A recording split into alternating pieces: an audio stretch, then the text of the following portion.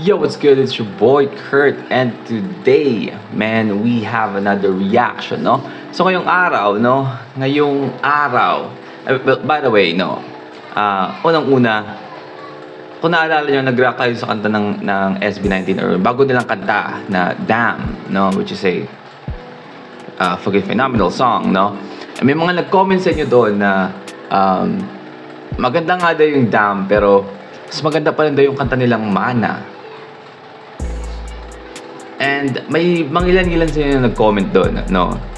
Na Mana Supremacy, yung mga ganon, no? And yung unang nasa isip ko is yung mapa. Sabi ko sa isip ko nung una na hindi mo naman pwedeng ipagkumpara yung mapa sa Damn kasi magkaiba sila ng genre. 'Di ba?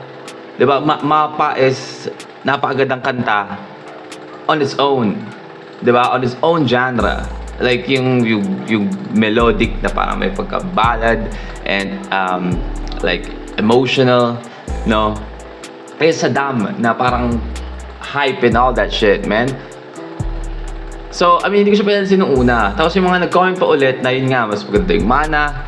And doon ko na-realize, nga pala, hindi pala Mana. Mapa yung nasa isip ko. So, ano yung Mana? So, sinearch ko siya. So, meron pala sila katang Mana talaga.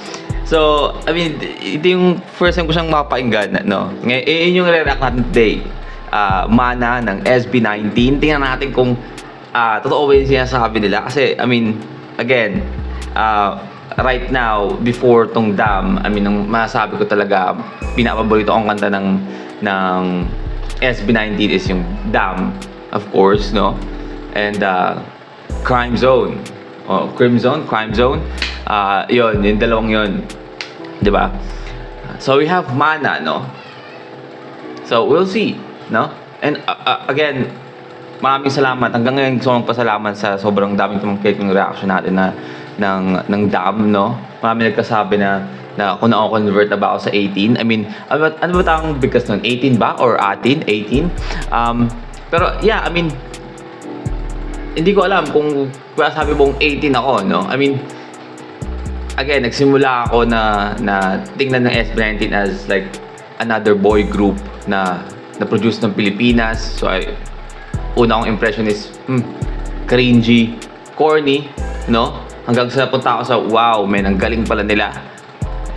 And at the same time, I really enjoy yung music ng SB19 and then, you know, yung kung gaano sila ka-flexible, kung gaano sila kagaling as a group and individually, no? So kung masabi mong or ma-consider mo kung 18 kasi nagagalingan ako sa music nila, I mean, I guess I'm 18.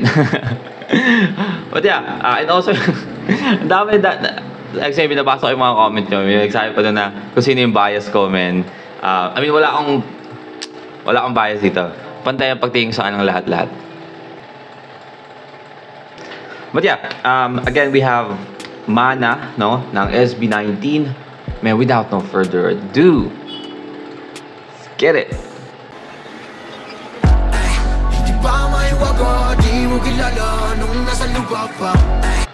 Di ba lang tayo binigyan ng mahabang instrumental? Parang makapag-prepare, no? Sinugot agad yan ng lyrics, eh. Tignan natin yan. Di ba may waga, di mo kilala nung nasa lupa pa. Di walang alaala, kahit ang umusta, basta ko 50.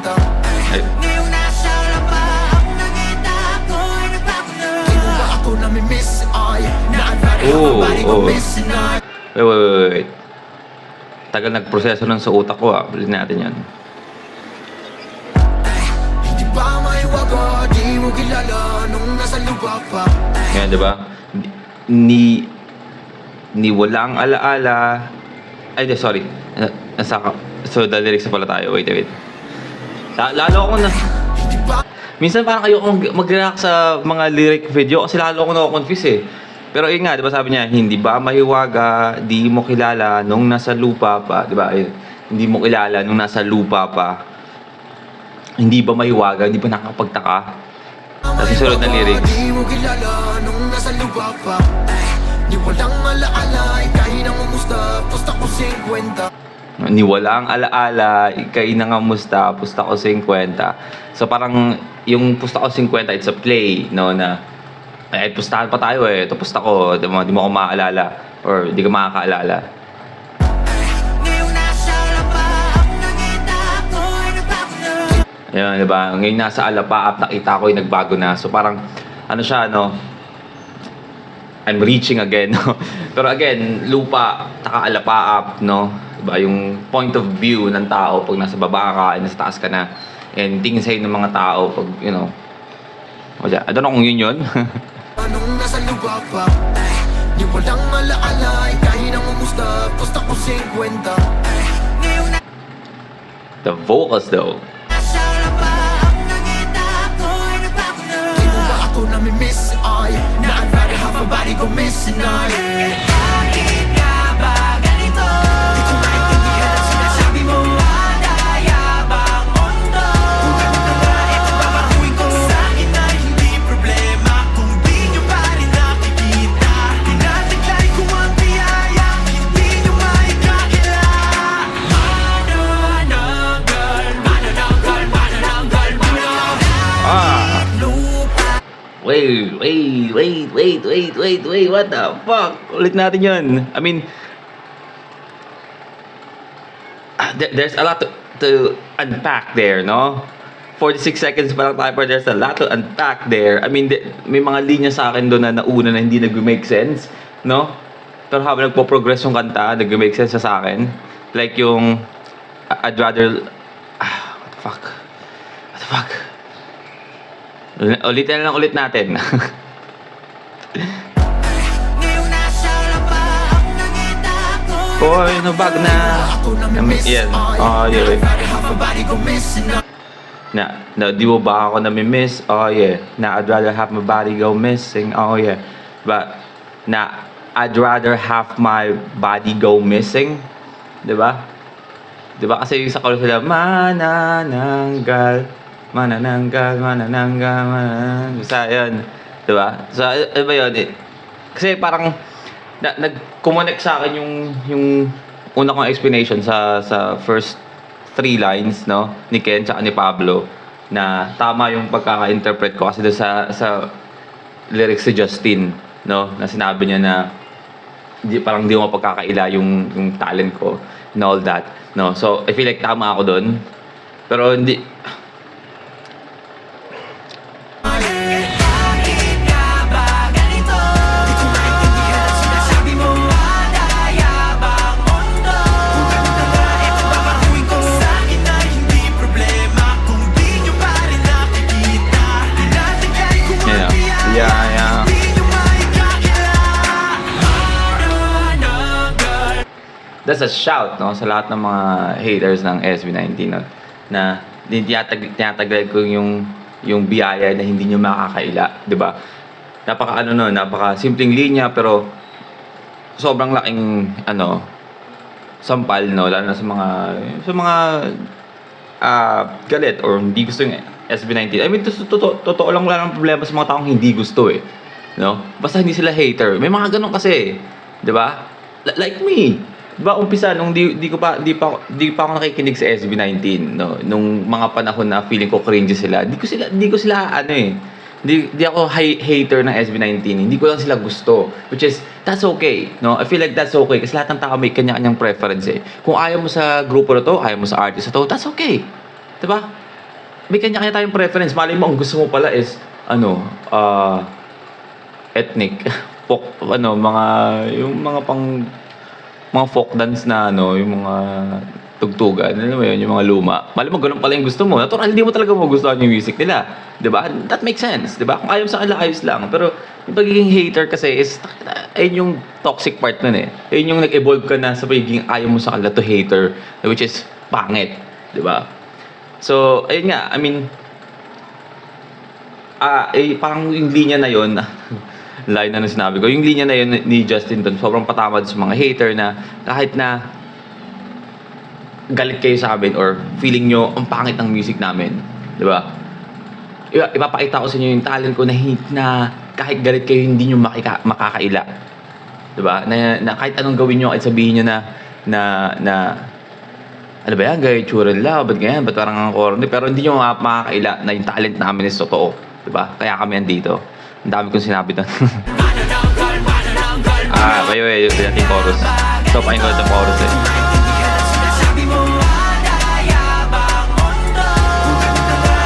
Sa pag-uwing ko,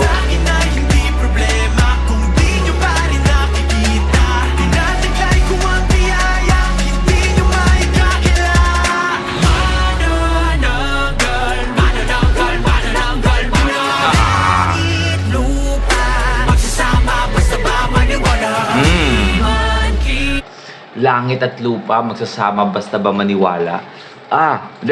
May theory na nabubuo sa utak ko kung ano yung meaning ng kanta. No, pero hindi pa kasi ako super sure, no. Pero ang ganda noon, 'di ba? Kasi pwede mong i-interpret yung linya na 'yon as langit at lupa, no. Parang mapagsasama mo basta maniniwala ka. Like ano ba, parang for example, kung yung pangarap mo or pag-manifest mo sa mga pangarap mo sa buhay, di ba? Langit at lupa, pagsasama mo yan, basta maniniwala ka na kaya mo. Right? Kasi, paano mo gagawa yung gusto mo kung, first stage pa lang ng journey mo, pupunta sa pangarap mo, discourage ka na, or, ayaw mo na, di ba?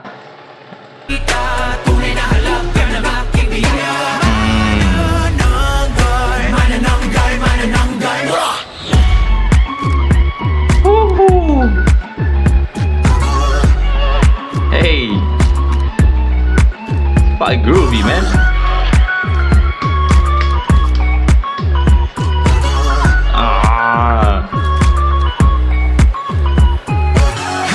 Di ko na marinig sinasabi nyo, di na nga umabot dito sa kinalalagyan ko. Hindi ba nakatabi ko Nababasa ko agad yung linya eh, nakakasar eh. Josh, man, talk your shit, man. Yun yung minsan gusto kong gusto kong gawin ng SB19 eh, yung tipong magyabang na lang talaga mismo sila, no? Tama na yung pagiging humble, no? Pakita mo yung paggayabang mo, di ba? Hindi ko nakakaya marinig sa kinalalagyan ko, di ba? Yung susunod na sinasabi niya, ang ingay nitong, ano sabi? Di ko na marinig sinasabi nyo, di na nga umabot dito sa kinalalagyan ko. Ingay ba nakatabi ko aeroplano, ako turbo, turning on the nitro. Di nahihinto, I've been floating here as I'm grounded, chilling, what you call it, once we not dead.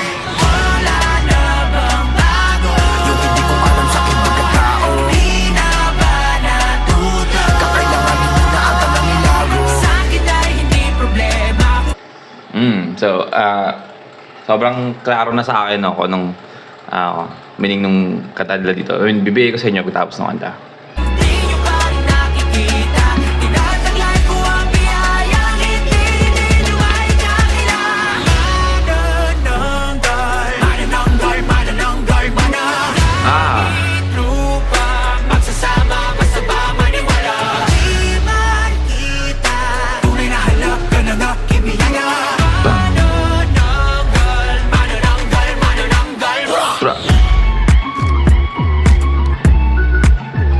Let's go, hey!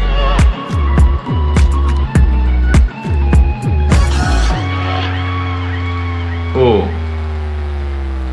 Aswang ba kaya kinagadakutan? Babi mo ay itig ko muna lang. Pasensya ko mo. Let's go! Ulit natin yan.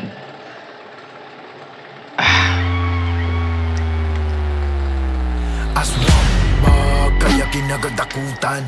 Babi mo ay itig ko muna lang. Pasensya ko mo subukan. Sige lang, sige wag nakakatas lang. Ba kaya kinakatakutan? Babi mo ay itig ko muna lang. Pasensya ko mong subukan. Sige lang, sige lang.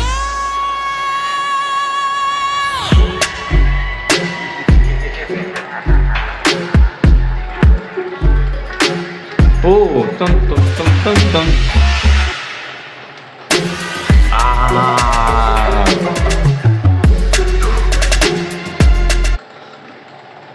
May ano ba to? May dance practice din or sayaw. Minta ka na, posibleng hindi lang kasayawin yun. Hindi sa ganung ano, parang may pagka-dubstep yung beat nun.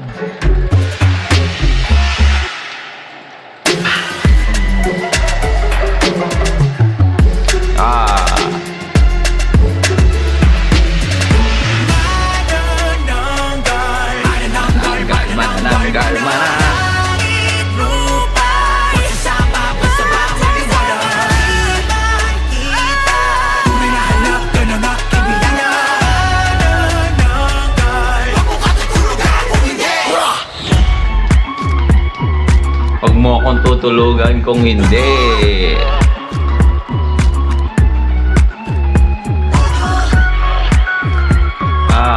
Ten, ten, ten, ten, ten, mana.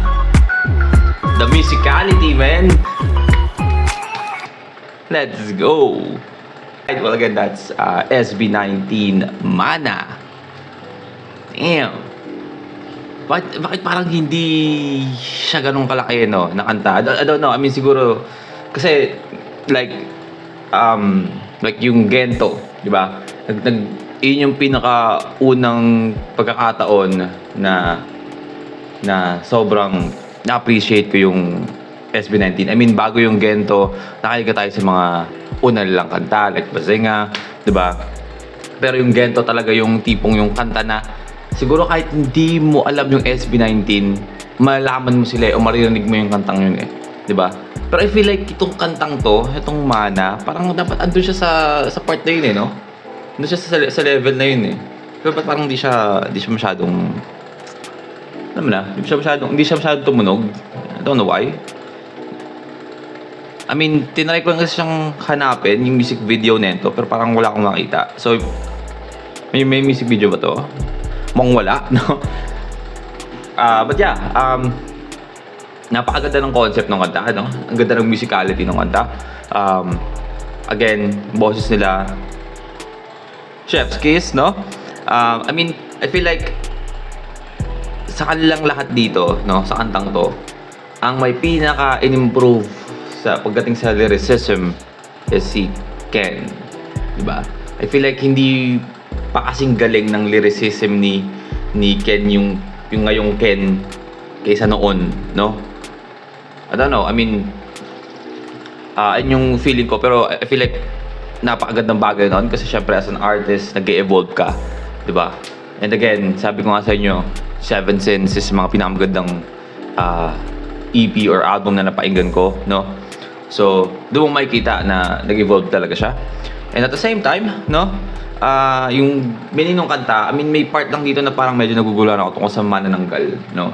Yung manananggal, I mean, ang ganda niya painggan, pero ano kasi, napaka, I don't know, hindi ko masyadong mag-gets yung part ng manananggal. Kasi di ba parang kanta to para sa mga haters nila eh, di ba? Na ito ako dati, ganyan, di ba? Ngayon napatunayan ko lang yung sarili ko eh. May sinasabi pa rin kayo? Di ba? Parang, di ko pa rin ba napapatunayan yung sarili ko? Ha? Ngayon, andito na ako sa taas eh, oh. Andito na ako sa taas. Or, I mean, ang dami na nakaka-recognize yung talent ko eh. I mean, it makes sense siguro nung nagpapakilala pa lang kami. Siyempre, natural yun na marami mag-judge sa'yo, di ba? Kaya nga, yun nga yung magiging fuel mo para ipakilala yung sarili mo, di ba? Pero ngayon na may napatunayan na kami, may sinasabi pa rin kayo. Like, now it doesn't make sense, no? Di ba? Kasi nung una, ayos lang eh. Kasi di nyo pa kami kilala eh. Di ba?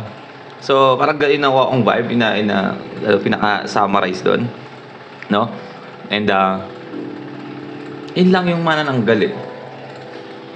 Kasi yung mana is napakadaming parang mana as in yung namana nilang talento. Oh shit, wait. I just realized something. Manananggal, mana. Kasi mana pwede mong isipin na as like energy, di ba? Mana energy, like chakra or nen, di ba? Nanonood ng Hunter x Hunter dyan, o Naruto. No? Parang ganon. So, manananggal ng kapangyarihan. At the same time, manananggal. I mean, I'm so lost. Diba? sa part na yun, no? Pero ang ganda ng chorus nila. Basta, ayun, yung pagkakaintindi ng kanta. Pero, mas maganda ba yung mana kaysa sa dam?